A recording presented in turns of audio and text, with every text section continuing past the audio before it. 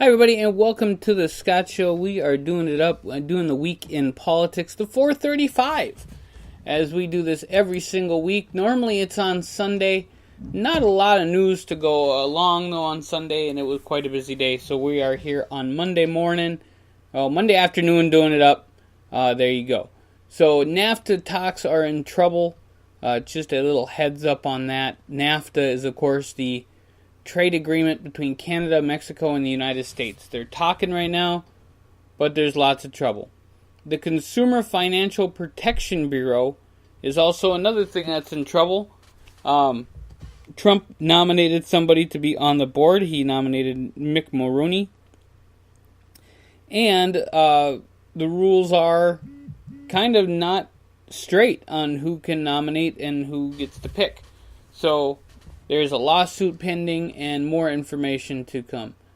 Senator Murkowski from Alaska says she supports the Obamacare repeal mandate, which they're trying to add to the tax bill. Check that out. They're still trying health care. Joe Biden is leaving his 2020 question open of whether or not he will run in 2020 against Donald Trump or the Republican nominee. I mean, we might have somebody run who's not Trump as the Republican nominee, so that might be very interesting. I think Biden is probably the best case scenario for the Democrats at this point. And by the way, just in case anybody was wondering, the DFL on the hashtags actually stand for the Democratic Farmer Labor Party. I put that on there and then didn't actually think about the national implications, because I just did that pretty quick. So, U.S. pilots alerted to unsafe Russian flying in Syria. So there's some Syrian things going on there. The Navy ends its search for 3 missing sailors in the Philippine Sea. That's also going on. And Robert Mueller, his interviews with the senior White House officials are coming up. So there's a lot more stuff going on with the Russia investigation. I just wish they would drop it. I don't care about Russia, but it is what it is.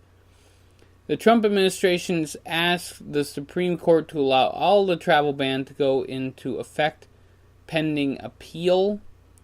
And there you go. Trump also adds 5 people to his Supreme Court list, but there's still no vacancy yet. The Supreme Court's kind of old. Just saying. So, the architect of the PFP, oh goodness gracious, the Consumer Financial Protection Bureau, I try to say it, but, too many damn letters in politics. The architect was Barney Frank, and he disagrees with the appointment of Mr. Mulroney, and we'll see what happens there as we move on. We also have Trump supporting Roy Moore. I don't get it. I'm just honestly surprised not everybody has shut the door on Roy Moore yet. However, the election still does come up in December. Trump plans to sell the tax reform bill on the Hill. He's trying really hard to do that.